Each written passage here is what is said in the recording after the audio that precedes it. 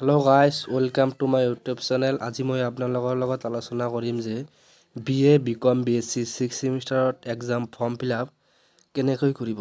তো ভিডিওটো স্কিপ নকৰাকৈ ভিডিওটো সম্পূৰ্ণ চাব। মই কেনেকৈ আপোনালোকক দেখাই দিম যে ফৰ্ম ফিলআপ কেনেকৈ কৰিব লাগে। ইয়াৰ বাবে আপোনালোকে ক্ৰোম ব্ৰাউজাৰ বা ফায়াৰফক্স ওপেন কৰি ল'ব আৰু সাৰ্চ বাৰত সাৰ্চ কৰিব।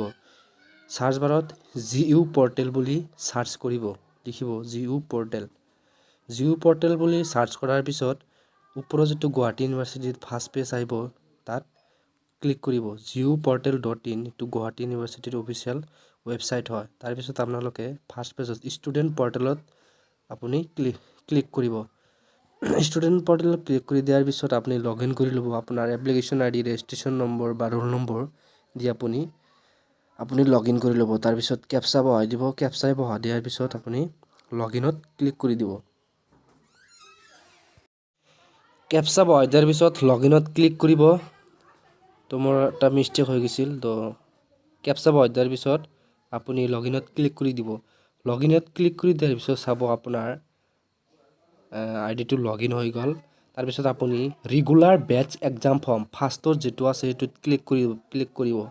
এক্সাম ফৰ্মখন ফিলআপ কৰিবলৈ মই BCOM 6 সেমিষ্টাৰৰ এটা এক্সাম্পল হিচাপে দেখাই দি আছো। তাৰ পিছত আপোনাৰ মিডিয়াম অফ এক্সাম আপুনি ইংলিছ Assamese কোনটো মিডিয়ামত এক্সাম দিব আপুনি এটা সিলেক্ট কৰি ল'ব। তাৰ পিছত BCOM 6 সেমিষ্টাৰত চাব কমাৰ্চৰ auditing and corporate governance course subject আৰু এটা ইনডাইৰেক্ট টেক্স ল দুটা কোৰ্স সাবজেক্ট আছে। তাৰ পিছত তলত যিকোনো 5-6টা আছে। তাৰ পিছত আপুনি দুটা সিলেক্ট কৰি ল'ব লাগিব কাৰণ BCOM 6 সেমিষ্টাৰত অনাৰ্সৰ টোটাল সাবজেক্ট 4টা হয়। তো আপোনাৰ কোনটো ভাল লাগে আপোনাৰ মনৰ পছন্দ অনুসৰি আপুনি সিলেক্ট কৰি ল'ব। তো মই ইন্ডাস্ট্ৰিয়েল ৰিলেশন এণ্ড ডেভেলপমেন্ট দিম আৰু কনজিউমাৰ এফেয়াৰ এণ্ড কাস্টমাৰ কেয়াৰটো ক্লিক কৰিম। তো এটো ক্লিক কৰি দিয়াৰ পিছত আপুনি সিলেক্ট কৰি দিয়াৰ পিছত আপুনি তলৰ পিনে স্ক্ৰল ডাউন কৰিব। তলৰ পিনে স্ক্ৰল ডাউন কৰি দিয়াৰ পিছত চাব submit exam form. Submit exam ফৰ্মত ক্লিক কৰিব। আপুনি অলপ চাই ল'ব বস্তুটো আপোনাৰ যাতে ভুল নহয়। সাবমিট এক্সাম ফৰ্ম ক্লিক কৰি দিব। ক্লিক কৰি দিয়াৰ পিছত চাব এক্সাম ফৰ্ম সাবমিটিং সাকসেসফুলি। তাৰ পিছত ওকেত ক্লিক কৰি দিব।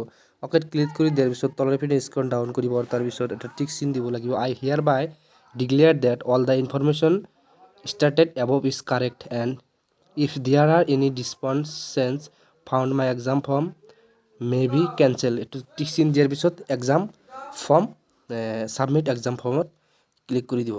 সাবমিট এক্সাম ফৰ্মত ক্লিক কৰি দিয়াৰ পিছত আপোনাৰ মেইন কামটো হৈ গ'ল। আপোনাৰ পেমেন্ট সাকসেসফুল হৈ গ'ল। আপুনি যিমান টকা পেমেন্ট দিব লাগে এতে লিখি আছে। আপোনাৰ পেমেন্টটো আপুনি কলেজত দিব, আপুনি অনলাইনত দিব নালাগে। তাৰ পিছত আপুনি ফৰ্মটো ডাউনলোড কৰিবলৈ চাব এক্সাম ফৰ্ম ডাউনলোডৰ ওপৰত ক্লিক কৰি দিব। এক্সাম ফৰ্ম ডাউনলোড ক্লিক কৰি দিয়াৰ পিছত আপুনি চাব first, second, third, fourth, 6 semester গোটেই কেইটা আপোনাৰ এক্সাম ফৰ্ম আছে, পেমেন্ট দি আছে। আপুনি 6 সেমিষ্টাৰত এক্সাম ফৰ্মৰ ওপৰত ক্লিক কৰিব। ডাউনলোড এক্সাম ফৰ্ম ওপৰত ক্লিক কৰিব। চাব আপোনাৰ এক্সাম ফৰ্মটো ডাউনলোড হৈ গ'ল। আপুনি এটো প্ৰিন্ট আউট ওলাই আপুনি ৰেসপেক্টিভ আপোনাৰ কলেজত জমা দিব। তো ভিডিও এইখিনি আছিল। ভিডিও ভাল লাগিলে লাইক কৰিব, শেয়াৰ কৰিব আৰু চেনেলটো সাবস্ক্ৰাইব কৰিব নাপাহৰিব।